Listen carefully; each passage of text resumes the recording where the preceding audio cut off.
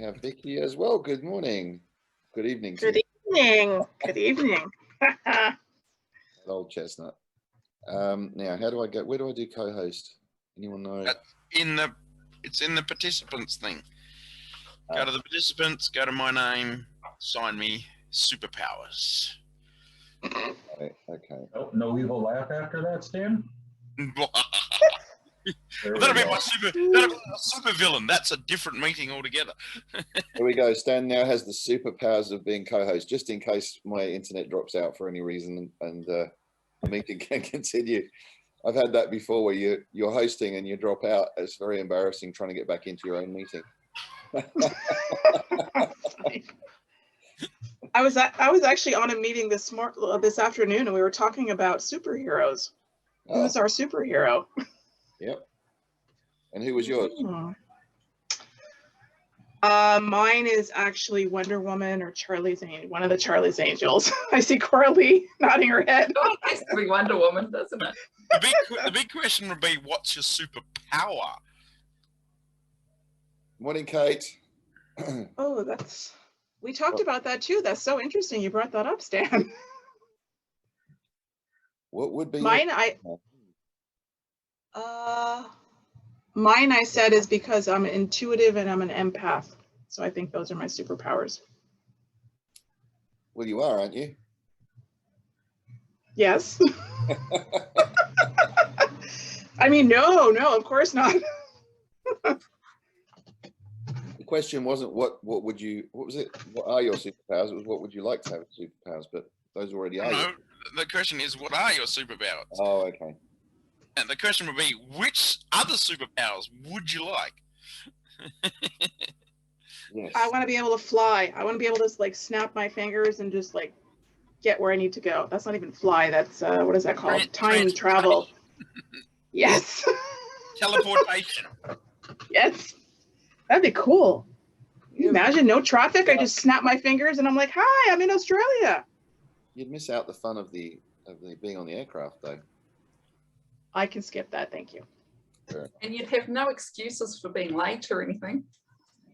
That's true. Or not being somewhere. Are you afraid of being late? Is this a fear? Who? Coralie? Well, Coralie must be. She's the one who brought it up. Well, I always thought that I was never late, and then I just kept being late just to prove that I needed to learn that lesson, to not think that I'm so on time all the time. Well, that is very interesting. That's almost a perfect segue into what we're going to be talking about today, which is fears, and one of the reasons that fears can manifest themselves, or we can create them, and it's all about the power of thought. So I think we have given a few people enough time to get in, or we can do a quick hello before we get started, just in case we've got any late people joining us. So Vicky, how's life in Canada? What's going on with you?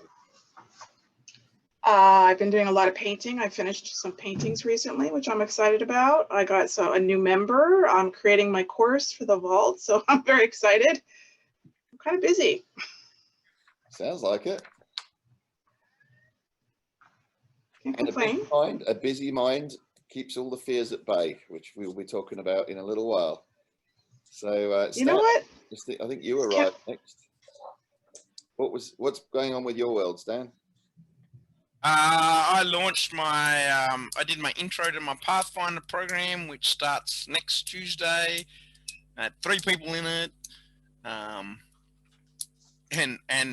So 3 different people from different places, and it went pretty good. So I've been playing with PowerPoint and trying to do some stuff. The next one, I had this kind of idea in my head of how I want it to go, but I haven't quite mastered PowerPoint yet, so I can't make it do what I want it to do without taking hours, and I ran out of time. So I was like, let me just get this done. I'll do that next time.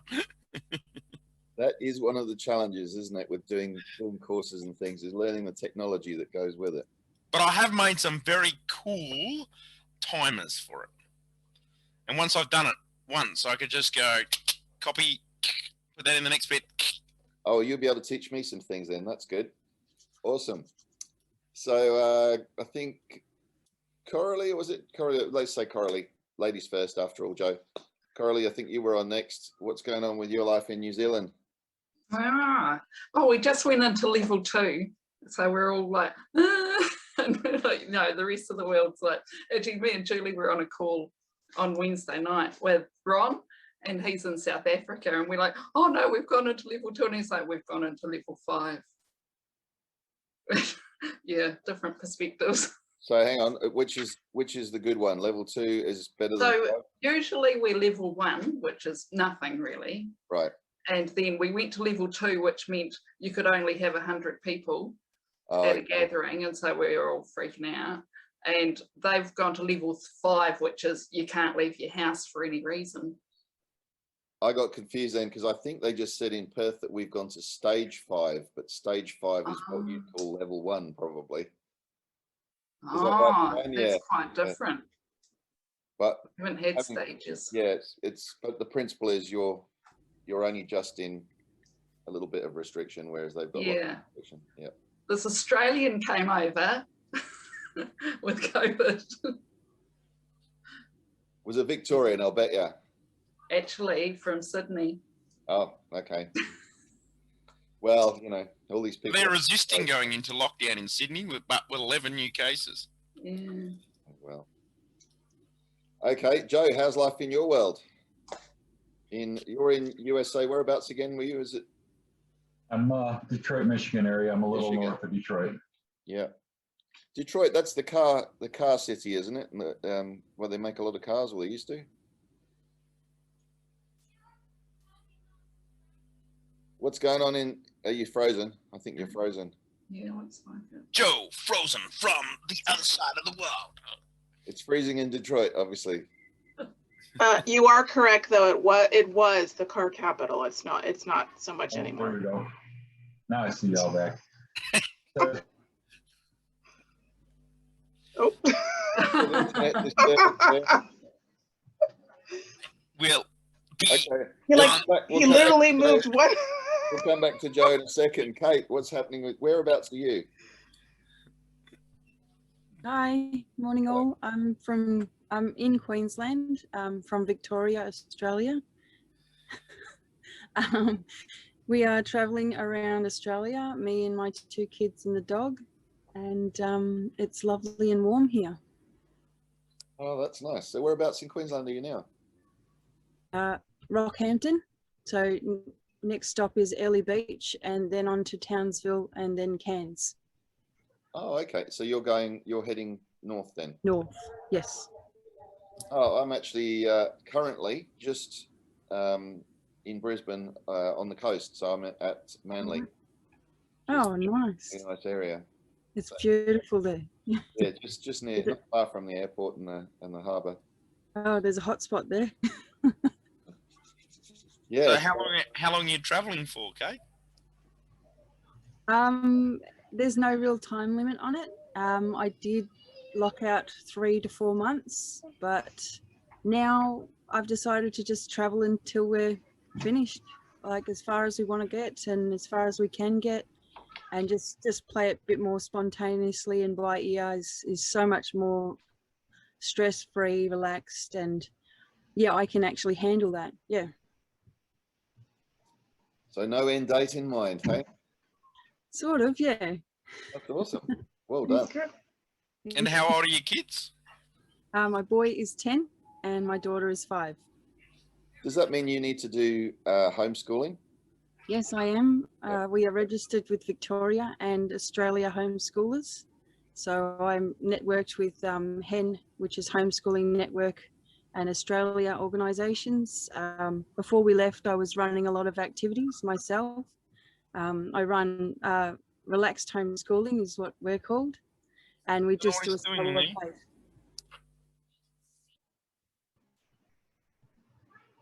Yeah, we just do a slower pace of homeschooling. That's great. Well done. That's awesome. That's quite a brave thing. I think a lot of parents would be afraid to take their kids out and do that themselves. It's full on. It hasn't all been rainbows. There's been hard days.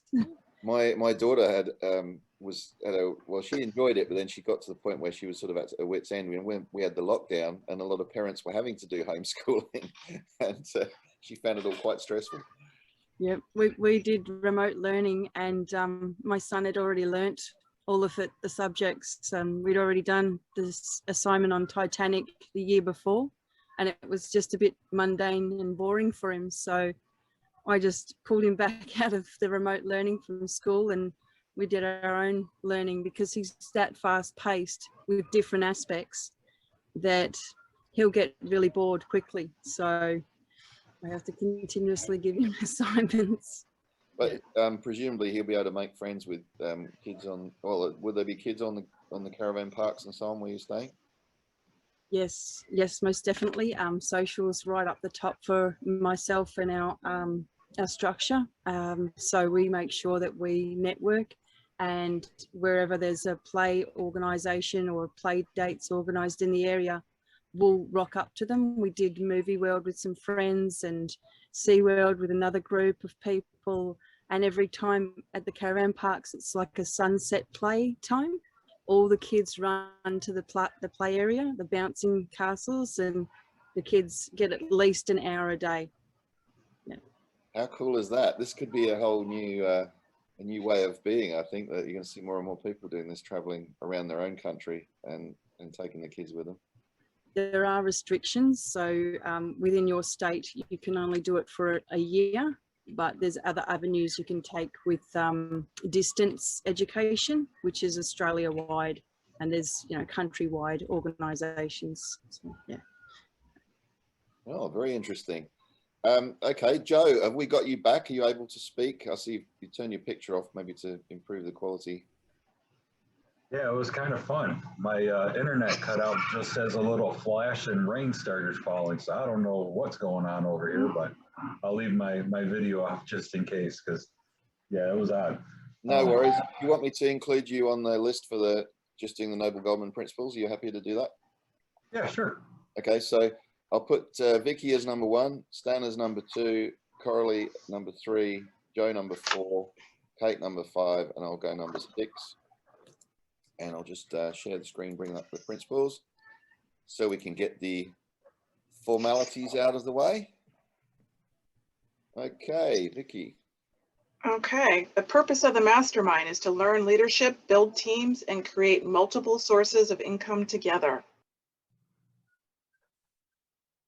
Is it me? Stan. We are here to inspire and challenge each other to reach and exceed goals and superpowers. Each member is committed to their own success, as well as the success of every member of the group. We are committed to meeting in person or virtually for 1 hour every week. We are present. There is no multitasking or distractions during meetings. We are collaborative. We listen without interrupting, lecturing, or judging. We celebrate each other's successes without jealousy. We are honest and we participate by giving thoughtful feedback.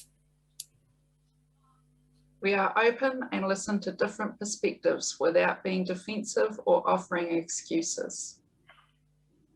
We trust fellow members enough to share fully.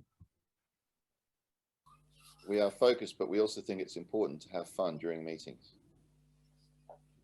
We are real and authentic. This is a no BS zone. We allow ourselves to become completely aligned with each other and the high forces: one mind, one soul, one love. Noble Goldman International is a conscious, aware, and engaged global community of abundance and freedom creators.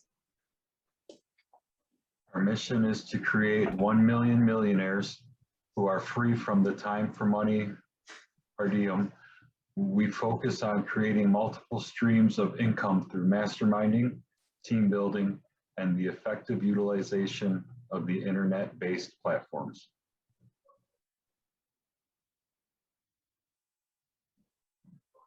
And Kate. The mastermind becomes an opportunity for self-mastery, where the self-transcendent shift from the me to the we to the us occurs, As congruent and engagement increases, the world's consciousness is then raised, one meaningful and inspired relationship at a time. Excellent. Thank you, everyone. That nicely sets the framework for the meeting. So today's topic is chapter 15 of Think and Grow Rich by Napoleon Hill. So we are on to the 6 ghosts of fear. And it says at the end there, or the subtitle of the chapter is to take inventory of yourself as you read this closing chapter and find out how many of the ghosts are standing in your way. And we've just got Julie joining us. I'll just let her in. So, good morning, Julie. Welcome aboard. So big humble apologies from me. That's all right. That's all right. Better late than never. And I've got my lovely friend here who's just joined up, and I said, we've got quarter of an hour and then we're on. And then her husband turned around and said, no. She's just joined last night. Oh, congratulations. Welcome aboard. This is Tony. And sorry, what was your name? Doreen. Oh no, Cecilia. She's going by her second name because she likes it better. Oh, okay. And it's a new her. So what we've just done the Noble Goldman principles that we walked through to give us the sort of the framework for the meeting. So now we're just going to be discussing chapter 15 of Napoleon Hill's. Oh, I'm not that late. I'm only quarter of an hour late. Yeah, not too late. So, all right. So what are the 6 fears? Well, he talks about the 6 basic fears being the fear of poverty, the fear of criticism, the fear of ill health, the fear of loss of love of someone, the fear of old age, and the fear of death. That's one I read last night. The overarching sort of theme of it all, though, is that we can keep all of these things at bay with the power of our own thought, which is why the book is written called Think and Grow Rich, because it is all really about your thinking. And I found something very interesting in this chapter where he actually said the reason he wrote the book was that the main fear that people have is the fear of poverty. And that's why he focused on the being rich part. So he reiterated that, good morning, Carly. He reiterated that it is not just about money. It is about richness in all areas of your life. In terms of your health, your mental health, your physical health, your spirituality. It's the complete holistic approach to life that he's actually talking about. Because he's used the word rich in the title, it has become synonymous with being a book about gathering financial wealth, but really it is actually about improving your life in all areas. So I thought that was interesting that he actually stated in this chapter that the reason he wrote the book was because fear of poverty was the greatest fear that most people were experiencing. Okay, so Julie's dropped out again. Not sure what's going on there, but we'll see. So Carly, welcome aboard. Good to have you with us. So would anyone like to open with just talking about the main things that they got out of this chapter? Well, firstly, can I just check who's admitting to not having yet read the chapter, not having had time to read it? Kate hasn't read it yet. That's all right. That's no problem. Oh, you have read it? You have read it. Okay.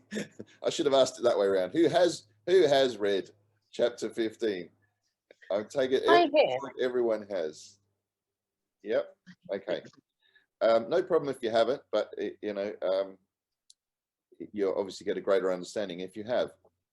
But the beauty of this is a book that you can go back and should, well, let's not say should, I recommend you go back and reread it and look at each chapter in detail again, because it is a book that is timeless, and that each time you read it, there will be things that will resonate with you for different reasons, because you're at a different stage in your life and there's different things going on. And suddenly something that wasn't relevant to you a year ago suddenly is relevant to you now. So I found when I was rereading it that you know, I've highlighted actually different things than I might have missed the previous time around, or that suddenly have become more important to me. So, okay, who would like to lead off and just give us some thoughts about what the main things that you picked up from this chapter? Wow, because it's the first time I've read the chapter before we've had one of these sessions. Oh, wow, that's exciting. Isn't it? It's a landmark. Yay. In fact, I've gone through and read the next one too, you know. Well, I've started it. I just loved it because to me it was sort of where everything came together and started to make sense. Hang on, when you say you've read the next one, this is the last chapter. I know, but there's another one after on fear, which I was really keen to read. This is the chapter on fear that we're talking about. Oh, is it? Oh, Yeah, my God. 15. Okay, what have I done then? The 6 Ghosts of Fear is the chapter Yeah. we're talking about today. Okay, well, I'm not. I'm behind now again. Oh, There is chapter 16 though, the Devil's Workshop. is there? But Oh, my one there is. all right, so they've broken it down as a separate chapter. Well, let's see, I've got one of the original versions here. So that's interesting because The Ghost of Fear, but it's a very long. it's a very long chapter. Yeah, so in your version, they've actually made the Devil's Workshop a separate chapter, have they? Yeah, that's the 7th basic evil. Oh, okay, that's interesting. Oh, Well, in my original version, it's got 15 as the last chapter. But it Mine's like yours, Tony. Mine's included in chapter 15. The whole thing. okay. but Well, it's there the you go. same. You learn something every day. So what? I also heard that there was a woman's version. Has anybody read that as well? I heard that last night. No, I haven't yet. That's the one I'm thinking Is that of. because you're not a woman? Probably. Have you read it, Carly? No, that's the one I'm thinking of masterminding on, the women's one. So you have read it? No, I'm gonna mastermind on it. I just haven't read it. I'm gonna read it as everyone else does. Oh, that's a good idea. So I listened to the audio book. Mine was the modern version, so they had the editor's stuff that came up that was more applicable to the modern day stuff. I do have a copy of the book here on How to Understand Women. Nice. Oh, that'd be difficult. Is that the abridged version? Because the real version's about 500 pages of blank pages. I'm just joking, of course. So, Is this the 6 Ghosts of Fear coming out? How thin is the male one? That's fun. Oh, men are very easy to understand. One to choose for male. So come on, what did we get out of this? Anything resonate with you about the fears, or anyone willing to admit that they noticed that some of the fears have affected them? Kate? I just wanted to clarify the 6 fears. Yes. Is it the fear of poverty, number 1?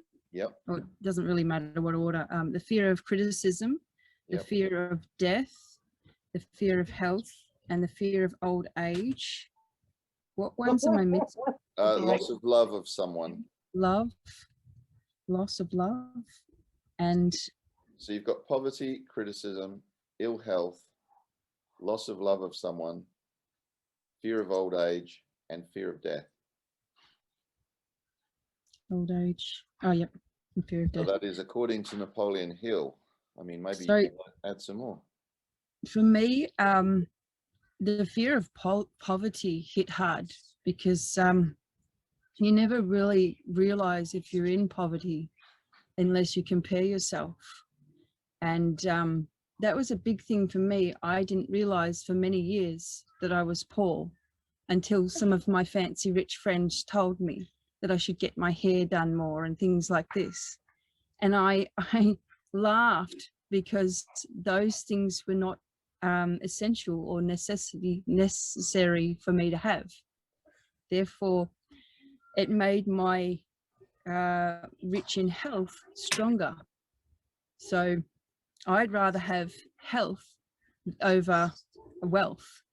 That was a big thing for me. But all of them just resonated and were so strong. And I read that chapter 3 times because it just blew me away. Great chapter. Well done. That's a Kate. great share, Kate. Well done. Health is wealth anyway. It's not. Yeah, definitely. But the Yeah, fear of and death. so great observation there, that it's when we compare ourselves with others is that we can open up some of those fears, because suddenly if you're oblivious to, you know, if you're happy with where you're at, and then you suddenly look at other people, well, he talks about jealousy as being one of the things there, or not jealousy necessarily in your case, but awareness of other people's situation by comparison.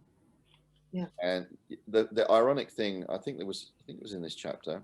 Actually, it might have been the other book I was reading. I'm reading another book at the same time, which gets confusing with the brain sometimes. But is that it talks about the fact that very often people who become what you might perceive as wealthy, actually then realize that they're no happier than they were when they didn't have the money. In fact, often less happy. Yeah, and it's not, that doesn't mean that being rich equals being unhappy. That's a conclusion we've got to avoid. It just means that they didn't do the work on themselves, and that they thought that they focused so much on the money, but they weren't focusing on the other aspects of their well-being and their mental health. And I noticed that the fear of poverty, the symptoms of fear of poverty had zippo to do with money. It was all like indifference and indecision and doubt and procrastination and stuff. Like, yeah, well, that's a didn't good mention money at all as a symptom of poverty. Let's just look at poverty as the first one then in its own right. What did anyone else have to say or observe about the fear of poverty? Poverty of thought, isn't it? Yeah, yeah. Right. I thought interesting that he sort of summed up all of them by saying that they're all a state of mind. Yeah. So you're only poor if you believe yourself to be You poor. think it is. You are. Had an interesting occurrence with me with my son, and my son and I are very volatile, to say the least. And you know, I can see so clearly that he's been brought up with the sense of scarcity that we and his father and I spent all our lives in, you know. And we had friends that were very successful, you know, monetary wise, and you know, we always felt sort of like the poor relations sort of thing. And but then a lot of their standards weren't, also their morals weren't good, you know. So that was another reason for me to think, well, you know, if that's what money's going to bring, so that sort of kind of a reinforced poverty bit a little bit. But just watching my son, and he just he's just opened a new business, and you know, he's just lost his mother-in-law, his wife's got Huntington.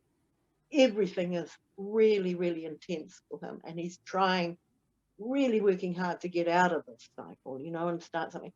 And then he started this business, and then the weather, and people had let him down that were going to say, oh yes, we got loads of work, you know. It was just the beginning of opening a business. Then the weather starts and there's no business, and he's got the bills to pay. He's been given a sum of money to start. But anyway, I watched him, and he got into the same old panic, you know, the panic, oh my God, why, the victim consciousness, why is this continuing? His father's just had a terminal cancer diagnosis. Why does everything keep coming at me? Why, you know, in this kind of victim state? And I said, look, and then he rang me up, and I got into it too. You know, it's so contagious. I thought, oh my God, he's going to want me to lend him money, and I haven't got money to lend, you know, on and on it went. And then I just thought, no, let go. And that surrender came into me, you know, that beautiful surrender from she's written this wonderful one on surrender. And I said, just let it go. And I said to him too, stop, let it go and do something nice, cook a meal, he loves cooking. And anyway, the next day he stopped. I said, don't let it overwhelm you, you know. And the next day, sunshine came out, and he had the work, and away he was. So it was sort of nipped in the bud, and I felt very excited, you know. because he could see it too. And I said, you're so creative, but all that creativity won't come out. In fact, almost, it's like he needs this desperation to make him creative. That's what he feels a wee bit at the moment. Well, Julie, anyone could easily think that you've read this chapter, because you've just nailed a few of the points that he talks about in this.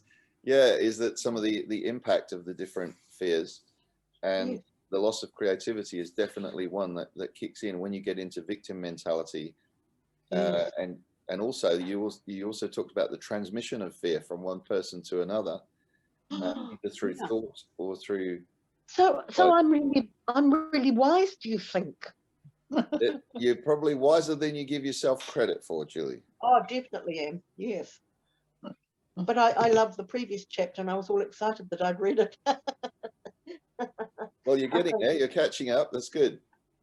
We'll read it this afternoon, eh, Doreen? And Doreen's like just I said, got into this. It's a book to go back through anyway. I mean, Kate just said she read that chapter 3 times. So Yes, and I can see that I'm going to go right through and right through. And I thought, I've been putting off reading this book thinking, what, come on. It was written in the 30s. Things have changed since then, and they haven't, have they, really? The truths of things do not change, really. yeah, so what I thought was interesting is that he talked about, as I said, the reason that he wrote the book was that it was deemed to be the greatest fear of mankind was fear of poverty, which I found surprising, because I would have thought that fear of mortality was higher than fear of poverty. But so people are more afraid of being in the poorhouse or being, homeless or destitute than they are of anything else, according to what he's written. And bear in mind, this may be, who knows, this may have changed compared to the era that this was written in. I was just going to say that, Tony, because it was written when people had, America was created to get away from poverty. Remember, they all moved to America to escape oppression and poverty.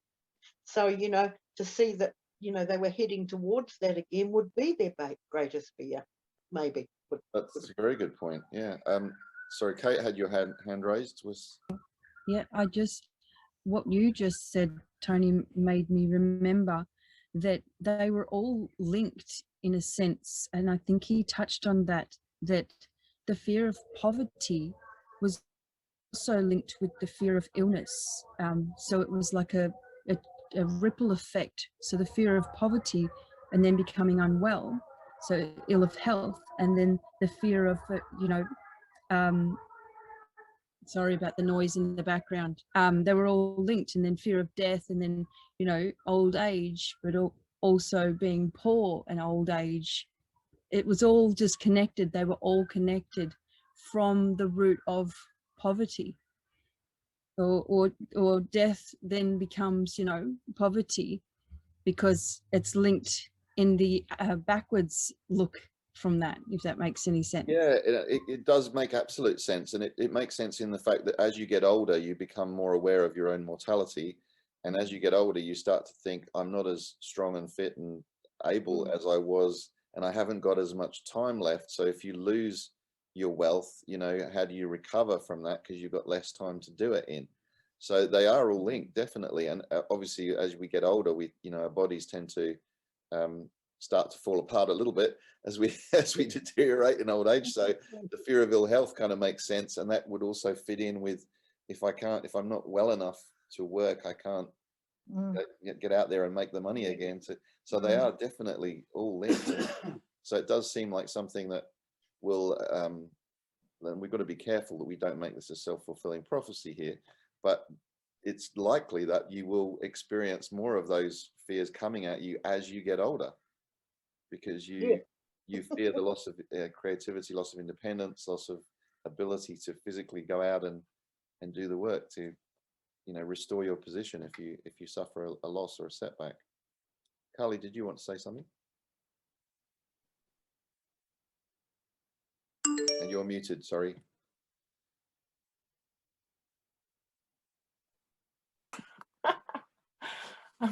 I was just going to say, you've only got to look at right now with disease, pandemic, everyone's fear of death, fear of illness, potentially going to death. We're in the middle of a COVID crisis. Yeah. Realistically. So yeah, the fear of poverty may have been the original, but definitely right now, I think people are more in fear of, well, the people that are in fear of COVID are in fear of dying. The people that back in that chapter about ill health, it mentioned that even the doctors didn't get sick back then because they didn't have that fear. And like, I've got friends in Sydney, none of them have picked up COVID. They catch public transport. They don't believe they're going to pick it up. They've been in the middle of the pandemic originally last year with people all around them, and they never once, they didn't wear, actually this one person didn't even wear a mask because she just didn't believe that she would you know, get that, and still hasn't, like through the whole Sydney pandemic. And she only takes public transport. She worked the whole COVID. She went to work every day with COVID.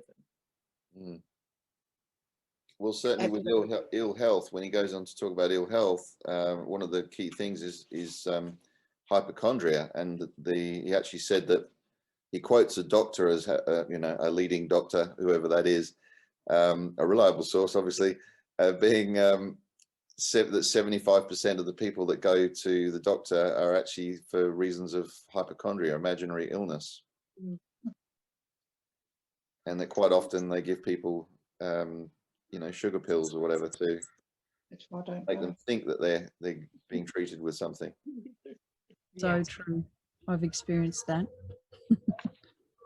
So just a quick recap on that poverty one, which is interesting, is because it does relate to all of them, is that when you succumb to that fear and you take on a sort of victim mentality, then it affects your, well, he says it paralyzes the faculty of reason, destroys the faculty of imagination, kills off self-reliance, undermines enthusiasm, discourages initiative, leads to uncertainty of purpose, encourages procrastination, wipes out enthusiasm, makes self-control an impossibility. It affects your thinking, your ambition, kills love, assassinates the finer emotions of the heart. It basically just messes with you completely on all levels. So it is a spiral, you know. If you start to go down that path of falling to the victim of these fears, then you get, like Kate said, a ripple effect, but it's a negative ripple effect in this case. But equally, he goes on to say towards the end of the chapter that you have the power to keep yourself immune, or not necessarily, maybe not immune, but certainly protected from these things and resilient against them with the power of your own thought. Yeah, and that was the chapter before, wasn't it? There is a fair bit of repetition, and bear in mind this is kind of the summary chapter, so it's not surprising that he's referring back to a lot of themes that he's raised previously in the book. Whatever the man think of. Yeah, interesting one that he mentioned about poverty as well was indifference. You know, that you can actually, and perhaps that's to do with lack of self-belief in your ability to pull yourself out of it.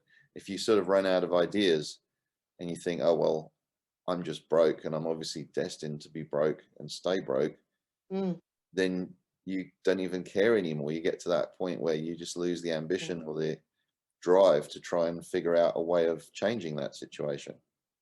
And I think a huge amount of people are in that state constantly. I certainly know a few people like that. That's why we're here.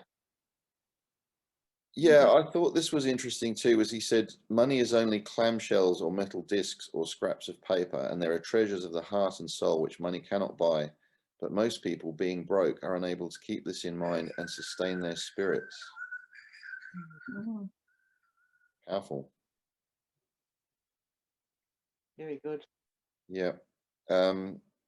And that when a man is borrowing merely to live, it is a depressing experience, and the money lacks the power of earned money to revive his spirits.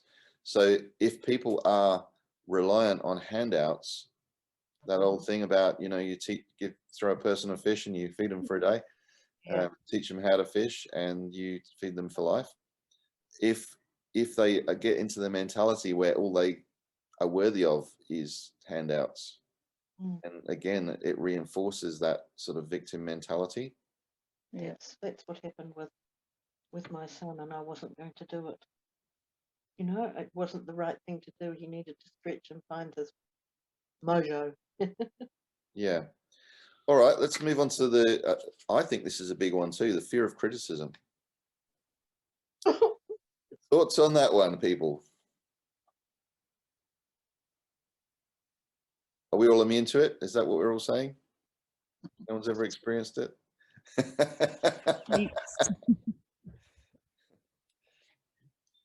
Anyone want to share anything on that, fear of criticism? Sure. That one hit me hard. I have so much self-doubt growing up in a family of 14 kids. I got criticized heaps. It was just mandatory. And none of us, I think, realized that it was wrong. It happened so much, and it was just, in a way, it made us very resilient.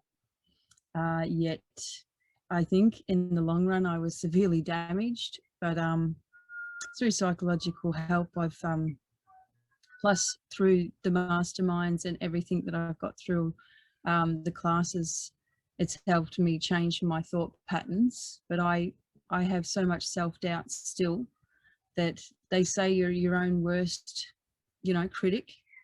And because of my upbringing and the, you know, you're not good enough, you're not fast enough, you know, you don't brush your hair enough, you should brush your teeth more.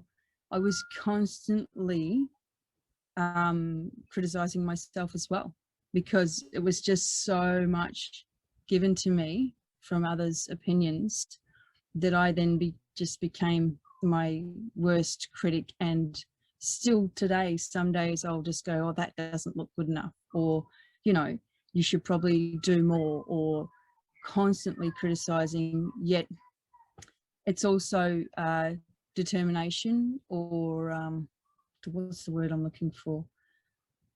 The empowerment and will to be a better version of myself. Discipline, that's the word I'm looking for. So in that, I've gained so much self-discipline, and I'm showing gratitude now for all of that. But criticism was the biggest one for me in all of that. So.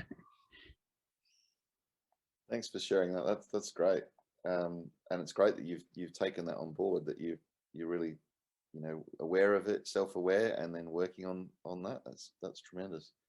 And self-discipline is definitely one of the things that he talks about towards the end of the chapter as being, well, forming new habits. You know, breaking those patterns and recognizing when you are being attacked by those thoughts, by negative influences. He talks about that towards the end of the chapter as well. And also, Tony, I think when people, you know, I've been living with people, so it's, and you know, it's always a challenge, you know, but I was getting constant criticism. The things I couldn't help, like, you know, I've got carpal tunnels, dropping things, and being told that I have to slow down and stop rushing when I wasn't rushing. You know, you get this constant sort of niggling. And in the end, I just said, will you all stop and shut up? You know, nobody needs to be told these things by you in a superior manner, you know. So we need to stand up sometimes and say, enough. Do you realize what you are doing? And is it useful to anybody? You know, nobody means to be dropping things. You know? So that's something I learned early on. I remember reading a book called The Seeds of Greatness by Dennis Waitley.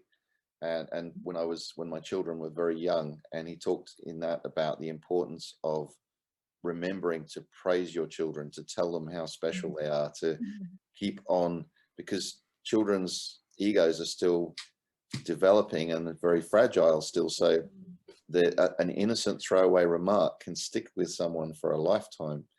And you know, that if you So a philosophy I've always adopted in management, as well as attempting to be a leader, is to always give people something to live up to, rather than, like, one of my bosses used to say, catch people doing things right as much as you can, rather than constantly looking for what they've done wrong. And particularly with your own self-judgment. Yeah, you've got to be kind to yourself. We are, as Kate said, we are our own worst self-critics. Feeling that about yourself, others pick it up. It's like a projection, you know, and they will pick it up and throw it back at you. So, you know, you have to. You sure you haven't read this chapter? Because he talks in that again at the end about mirror and reflection. Well, I'm living it. Transmission of thought. I'm actually living it at the moment. This is what's happening to me. Yeah. You know, and the lessons are coming back smart and fast. You know, when I'm not doing it correctly, you know, or when I'm being harsh on myself, the lessons coming back, firing at a fast rate. So probably, Kate, that's what's happening to you too. But in fact, you're making huge progress because you're seeing it. Yes, it is a ripple effect of when you start working on self-mastery and reading more positive books, reading more inspirational stuff, you do get a ripple effect. You get momentum of those pennies dropping, you know, and new levels of awareness. Carly, you got your hand raised. I was just going to say I'm an expert at criticism, so I know exactly what Julie's talking about. I was criticized all my childhood until probably age 30, and then I had to decide for myself that enough is enough. So once again, it was a decision like Julie's talking about, but obviously we're all criticized. So if that was my family upbringing, then that's in me, and I do that with my daughter sometimes. I find myself criticizing her because she, five listenings later, she's still not listening, and she does some really silly things, like as a teenager. Anyway, so I understand totally that it's not useful, but in the habitual outcome of my voice box letting go and criticizing, I then have to apologize to her. Now, if we all did that to our own inner children when we became aware of something we're criticizing and bring it back to ourselves, we're already diffusing the vibration of it between me and my inner child and my daughter. Like, I have apologized to her many times, and thank God she's the most compassionate, kind, gentle, loving human being. Perfect. And I'm assuming it's because we're both feminine. And when she was about 5.5, she was in hospital unconscious for about 5 hours, and I was praying. Now, I called in the feminine presence. I actually called on the Divine Mother, not the Divine Father in that situation, in emergency, because something in me kept calling on the Divine Mother. Now, I could have called on Jesus, but I wasn't thinking Jesus at the time. And I see her as a little mirror of us women. All of us women, no matter our age, she's our inner child representative. And she made me that day for 5 hours call on the Divine Feminine until they were about to take her to emergency, and she woke about to take her to ICU from emergency, and she woke as they were moving the bed. And that whole time I called on the Divine Feminine, praying nonstop, calling Jessica, telling her to come home, ground, you stay on the earth, there's no need for you to leave. Because it's time for us women to honor the Divine Feminine. And she honestly woke right at the critical moment. It was incredible. Wow. All I'm saying is it's us women that have taught our children to criticize themselves, because we're the mother, we're the parent. We've got the strength as women to change that paradigm for humanity. And that's why we're all standing for women.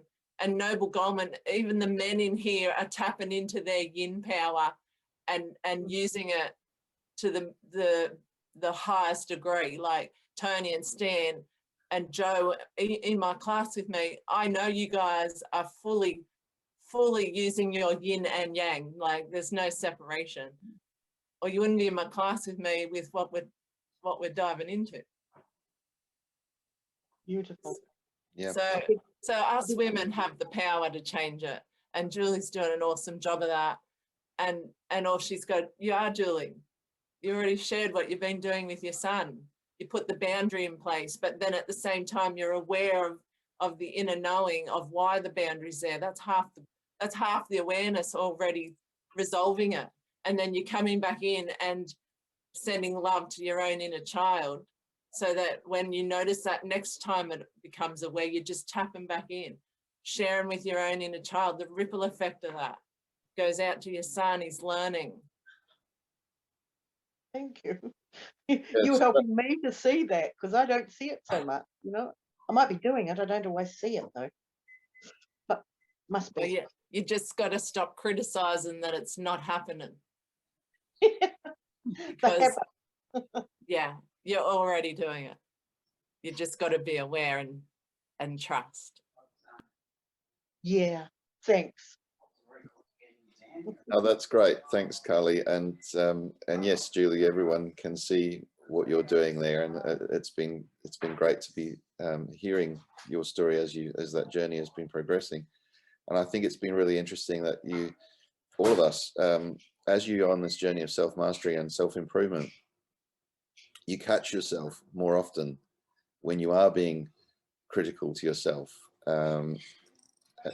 Interesting. I was just thinking before about Eckhart Tolle. You know, he went and when he wrote the book The Power of Now and A New Earth, and he spent quite some time, I can't remember how long it was, a few years I think, living on a park bench with nothing, and then became this incredible philosopher. And now he's probably a multimillionaire, I would imagine, because of his books and so on, and his public speaking engagements. But it was that, you know, again, that realization that poverty is a state of mind, but also all these fears, these ill health and so on, fears of and criticism, self-criticism.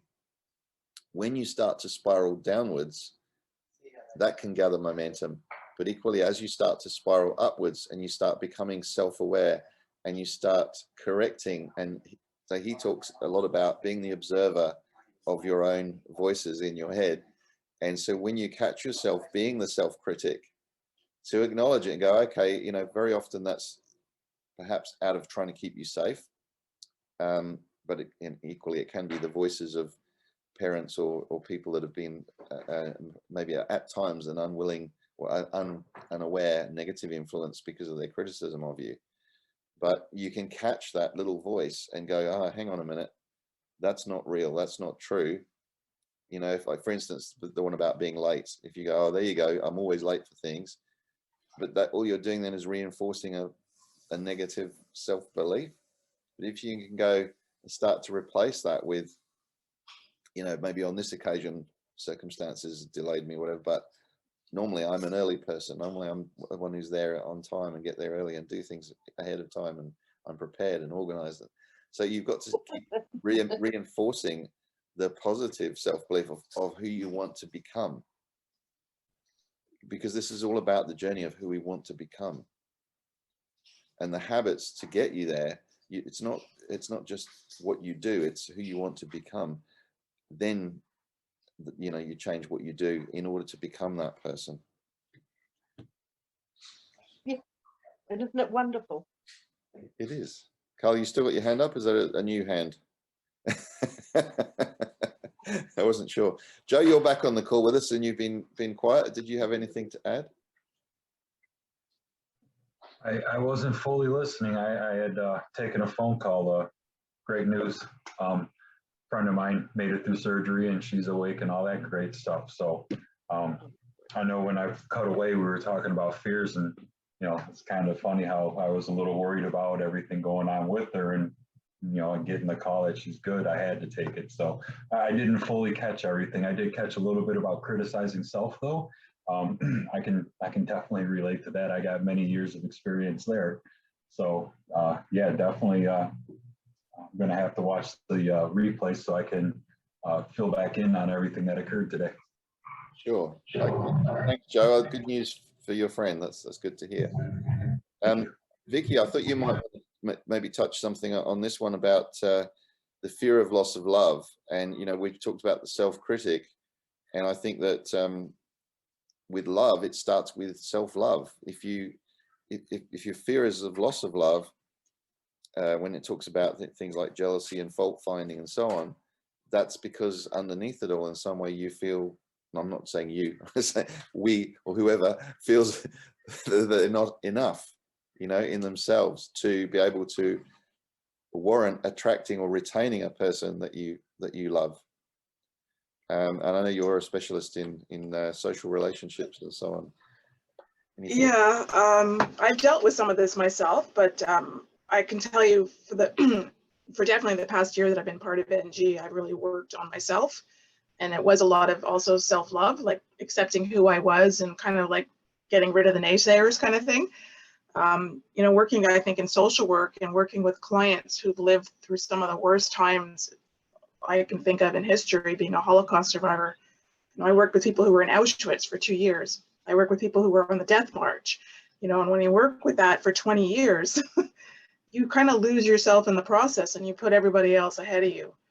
So I had to learn self-love again. And I totally accept myself for who I am now. I'm single at the moment. When it's meant to happen, the right person's going to appear. Like, it's not my priority. I think you put the thought out there and you let it go like anything else, and it just eventually appears. I've enjoyed, to be honest, my self-love time, my self-care time. I think it was needed, and I'm in a much better place in like all facets of my life. Like, Tony, when you first met me, you would not have seen that background. You would not have seen the mandalas up. You wouldn't have seen all the painting and stuff. So that's stuff that I got into. So now, like, that's my background. And a lot of people are like, oh, you should have a plain background. I'm like, no, I don't want a plain background. So I think that, you know, when you look at that chapter, jealousy, I think a lot of people get caught up in silly stuff. And I don't mean that in a bad way. It's like little stuff that it's just, you kind of wonder, you know, it's like, I see people who are happy out holding, I love seeing older couples, especially. Like, I love seeing couples who are in the like 80s and 90s and they're outside walking and they're still holding hands, you know, and they're sitting on a bench together talking, or they're linked arm. I love to see that because it shows that they've kept something going, right? Not that they probably didn't have difficulties, but I think a lot of people get caught up in that whole jealousy thing, like thinking somebody's got it better or somebody's got it easier, but that's really themselves. That's saying that's how they feel about themselves, if that makes sense. Absolutely. Yeah, everything is a reflection of you. So it starts off with how you feel about yourself, where you see yourself fitting into the world. You know, if you see yourself as poor, you're going to stay poor probably if you don't work on how you can overcome it. If you see yourself as unworthy of love, you're not going to attract the love that you probably should deserve. But you've got to do the work on yourself first. If you're fearing criticism, you know, if you're criticizing yourself all the time, what do you think other people are going to do? You know, if you're constantly apologizing for not being good enough, and I'm sure you've come across people that do that you know, they're always sorry and always like putting themselves down. And you know, as a coach, that's one of the things I hear, these sentences that usually start with, oh, I'm no good at this, or I'm always doing this, I'm always failing at that, you know. And you catch people saying that and make them aware that they're saying it, and that by changing that story, because we all have a story, by changing your story into instead what is the story of who you want to become and who you're working on becoming, you know. And it's a journey for all of us. None of us just flip a switch and become perfect overnight. Well, there's not many of us. Perfect. That's an interesting word, Tony. That's a whole other discussion. I know, I'm joking. Quickly, I would just say one thing that I find sometimes the people who have the least are the happiest people. They're the most giving, they're the most kind. That's been my experience with working with seniors for 20 years. And then you had people who had everything that they, huge, I mean, not that it's not what I want, but people who had huge houses and money and fancy cars, and they took vacations and whatever, and yet they were miserable. I'm like, I'll be happy and have little, you know, versus that. But that again it's a mindset, right? It's not an either or decision. Right. Correct. That's the key point that Napoleon Hill is really getting through to us at the end of this chapter, is you can have both. You can be happy in all areas of your life and have wealth. And it's been a one of those sort of urban myths, or, you know, a paradigm that people have adopted, that I don't want to be rich because those rich people are all unhappy. No, that's not necessarily true. Their happiness is the state of inner being. You can be happy with nothing, like Eckhart Tolle on his park bench, or you can be the same guy happy now sharing his wisdom and being a multimillionaire doing it. That's a choice. It's all about how you see yourself and who you want to become. And Napoleon Hill then summarizes this chapter, and I'm very conscious that we're at time. I'm happy to carry on a little bit longer. If anyone needs to go, then please don't feel obligated to stay, because we are at time. But Napoleon Hill sums up in this chapter by talking about the fact that we have a master key as such, where the key is the power of our own thoughts. You know, those people who survived Auschwitz, Vic, you go back to Viktor Frankl's book, Man's Search for Meaning. The people who survived were the ones who had a meaning in their life, who had a reason to hang around, a reason to endure what they were going through. Very, very powerful book if you haven't read it. And it's one that I would highly recommend people to get. Man's Search for Meaning. If you have a definite purpose and a plan, a lot of these fears are diminished immediately, because you don't get swayed when you know who you are, who you're becoming, what you're working towards, and you have that plan, and you have that, you develop that resilience. Then you start to see setbacks as mere setbacks, rather than, oh no, that, you know, that's further proof that I'm no good, or I'm undeserving, or I'm, you know, the useless person that my parents always told me I was, or whatever those voices are that are coming up for you. They're not real. They are the voices of, in the book he talks about it as being the voices of the devil and the devil's workshop, which actually goes on very nicely onto the other book that he wrote, Outwitting the Devil, which was brilliant. Very controversial, again, remember, for the time, the era that he wrote this. You know, it was, to be talking about those things was really quite confronting for a lot of people. And we do have to always take into account, you know, where he's written this is a very masculine book, and that was the society at the time. You know, women didn't have equal rights back then either. There was still slavery going on. There's a lot of things that have changed, and you know, the era and the zeitgeist of the time, you know. So he very much says that the solution to all of this spiraling and succumbing to all these fears is to have a definite purpose, and to protect and guard your mind against negative influences. Anyone else got any thoughts to say on that?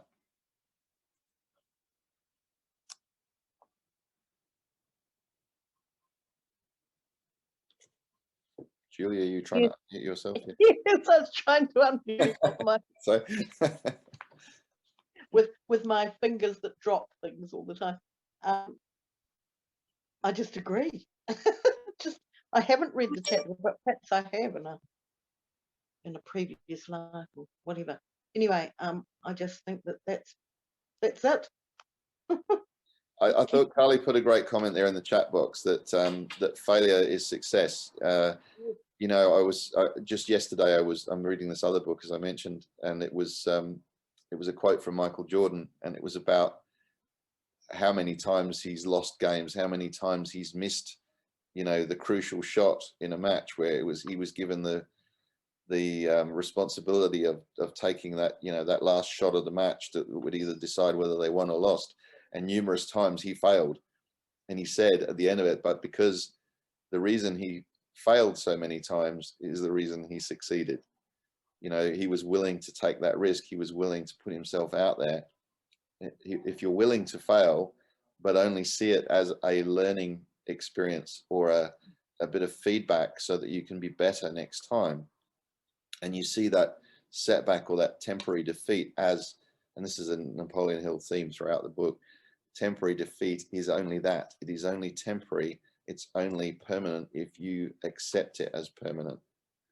So if you can conquer setbacks and see them as just the feedback that you need to grow and to be better and have another go, then you will succeed.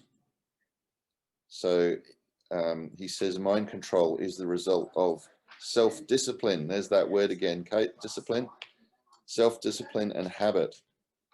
You either control your mind or it controls you. There is no halfway compromise. The most practical of all methods for controlling the mind is the habit of keeping it busy with a definite purpose backed by a definite plan. He does, this may be a separate chapter in some people's books, but he then has a checklist, if you like, of an if checklist, all the excuses that we commonly fall victim to, you know, like if only I was younger, or if only I had a better job, or if only I had more money, or if only this, if only that. Do something about it, but stop using that as the excuse. Can I give an example, Tony? Please do. Okay, so imagine the footballer. He's the goal kicker for the team. He's about to kick the ball. He's got to trust, because not every kick goes through. Is that correct? Yes. So he's got to trust, even if he fails, that no one's going to criticize him. No one's going to judge him. He's got to have a commitment to himself that no matter what, he still will love himself, accept himself. Yeah.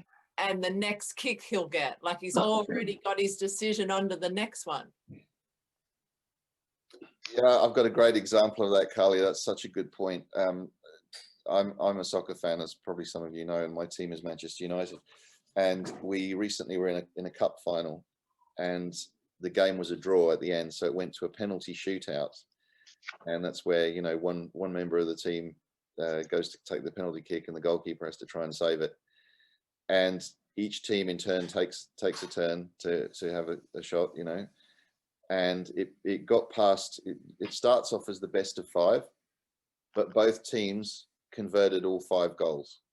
So then it continues on to a sudden death situation. Like if one guy misses and the other one scores, that team's the winner, right? So it went through, and this is unheard of, it went through the entire team. So right down to the 2 goalkeepers having to take penalty kicks against each other. And unfortunately, the Manchester United goalkeeper failed to save the Spanish keeper's kick, and then the Spanish keeper converted his goal, so the Spanish team won the cup instead. All of the Manchester United teammates immediately went over to that goalkeeper and comforted him, because obviously he felt responsible. The entire team had scored their goal, and he was the one who missed. Well, did he miss? The other goalkeeper was just better at saving them, perhaps, I don't know. But it comes down to, in that moment, all that pressure is on that one person in that one kick that's going to decide the match. Yeah. But the fans on the fan forums and the news media have been so critical of this guy.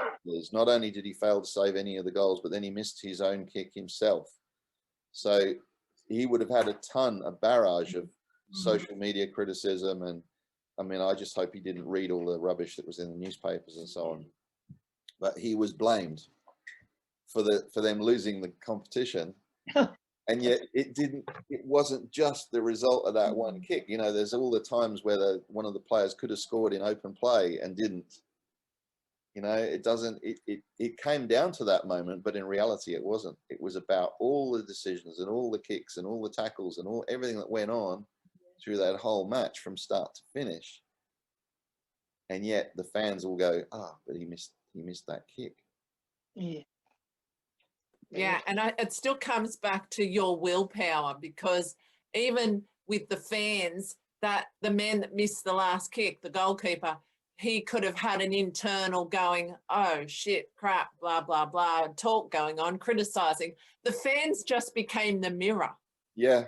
Because I've left football matches and the Knights guy missed 3 out of 4 and they lost the game because if he just even got 2 of those or 1 of those, they could have won. But as soon as the game's over, I don't go into criticizing the guy. No. So if the guy that missed the goal has no wobble, no decision on criticizing himself, then I don't even have the thought. Yeah, and unfortunately he had a track record of not saving penalties very well. So, you know, he probably was going through a lot of self-doubt, and it's unfortunate. Yeah, he's one of the best goalkeepers in the world, but on that particular night, he failed. And unfortunately, that's what a lot of people will remember him for, you know. Yeah. Now, the success of that is for him to flip it back into self-love, self-acceptance when he's ready, when he chooses. And yes, it might have looked a big shitty mess for him, continuing on with media and everything. But there's something in there that when he learns to accept himself, he'll be able to change the world by his ripple effect. Can I just say what's really interesting about this one particular one? Sorry to harbour on the soccer theme here, but this same guy was voted the club's player of the season 3 seasons in a row earlier on a few years ago.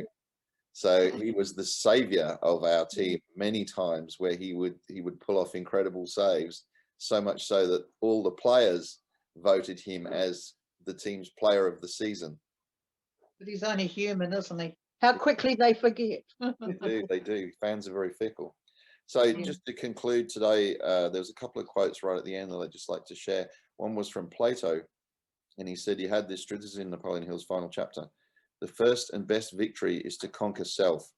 To be conquered by self is of all things the most shameful and vile. Another philosopher had the same thought in mind when he said, it was a great surprise to me when I discovered that most of the ugliness I saw in others was but a reflection of my own nature. Whoa. Powerful, eh? And I thought this one was very interesting as a sort of parting one. He said, life is a checkerboard and the player opposite you is time. If you hesitate before moving or neglect to move promptly, your men will be wiped off the board by time. You are playing against a partner who will not tolerate indecision. So we all have, you know how many people say, oh, I don't have time. I don't have time to do that. No. So when we compare ourselves with others and we go, well, that person's super fit and I'm not, I'm a bit, that it's all right for them. It's easier for them because they've got lots of time. I've got no time. I'm too busy. You know, or they're making loads of money. I'm not making any, but you know, they've got more time on it available than me. Isn't that time is one that is used a lot as an excuse for things. And the other one, I think, Tony, is blame. It's somebody else's fault. You know, that's another one you need to get rid of. Yeah. So in summary on the whole book really is that the master key is the thing that unlocks the door to life's bountiful riches, as he says, and that is your own thoughts, and no one can influence them except you and anyone you allow to influence your thoughts. Perfect. And back to just to harp back to Man's Search for Meaning, the Viktor Frankl book, why people survived the concentration camp was that he realized that the guards could beat him, they could starve him, they could imprison him, they could even torture him, but none of them had control of how he decided to think about it. You can choose your own thoughts. And so that's what Napoleon Hill's book is all about. You think it, you can grow rich in all areas of your life through the power of thought and having a positive plan and a definite purpose. Okay, well. Thank you, Tony. How do we follow that? We've got through the book. Well, not quite, but we could do next week a little bit of a review and lessons learned or realizations that you've had from reading the book. So give everyone an opportunity, if you haven't quite finished it off yet, to get through the last of it, and then we just discuss what we got from it as a whole book, and where we've been able to apply it, or things that we've realized as a result of the lessons that we've read about in this book. So that would be And I've only read a few lessons, so God help me, or God help everybody around me soon. And also, if you look on the Creating Your Ideal Life Facebook page, I have put up, or on my YouTube channel, I've put up the recordings of these sessions, so you can go back and review any that you might have missed if you want to. And yeah, I look forward to hearing how you've been able to apply these lessons in your own life. Can I invite Cecilia onto this? Oh, absolutely. Right. How do I do that? I'll message you afterwards. We'll sort it out. Great. Thank you. Got to become Facebook friends, and then I can add you to the group. Easy. Yep, excellent. So thank you everyone for your input and thoughts today. Coralie, did you have anything you wanted to say? I haven't heard much from you today. My lovely friend. Oh, I think I sort of missed the boat a bit on it because we're over time now, aren't we? Oh, that's all right. Just a thought. In case I was just aware we hadn't heard from you. Oh, okay. One thing that it did bring up for me then, it's fine if you want to leave, but with my son lately, I thought I was giving him more responsibility. So it had been his job to empty the dishwasher, and I decided it could become his job to keep the kitchen clean. And he was on board with that, and that was really good, and we're all happy and everything's good. And then one day I said, part of what I meant about cleaning the kitchen is you have to clean the stove and the sink and stuff as well. And he got into a panic and he went and did it, and he was like, is that okay now? I'm sorry. And I'm like, oh, I didn't like the reflection of myself in that, because I'd really thought that I was so chill and we'd, you know, agreed on what the deal was and everything. And then he, his reaction, I'm like, I just didn't think of myself as critical to him. I know I am with other people, but not with him, I thought. But then he took it so, yeah, it upset him that he hadn't met my expectations, that, yeah, there was a lot of the criticism thing in that big reflection for me. So and then I criticised myself about it harshly a lot, yeah. So what's going to happen now? Well, that's an interesting question. I know. So, add something to that. Yeah, go. Wanted to say, I think maybe you're being too hard on yourself. I think the reaction may have shocked you, and you may have not known where his frame of mind was, and I think when it all comes down to it, you're trying to guide him through life, and you're the parent, and you, of course, you love your child, and I wouldn't be too hard on yourself, because as a parent, it gets hard, it gets frustrating, and we often criticize ourselves more than the actual outcome of what is actually happening. And I think maybe just come back into yourself and maybe not overthink that, or you could discuss it. It's up to you. And I think give yourself a pat on your back, because I tell my son all the time, you're on dishes.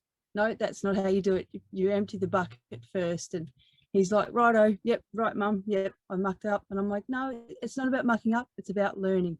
Yeah. And it's all learning, yeah.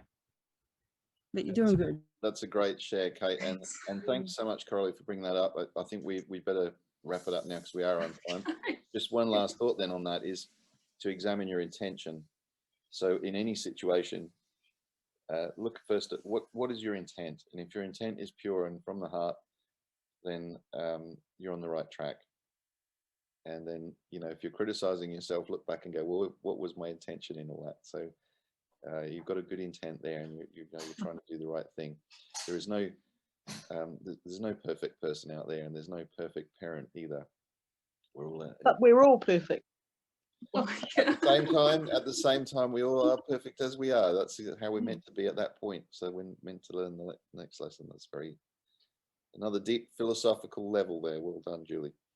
Right, great point to leave it on. Thank you so much, everyone, for your attendance, and we'll catch you next week. Thank you. Lessons learned and Thank applied. Thank you. Lovely. I'm glad we made it. Cheers, Thank guys. you.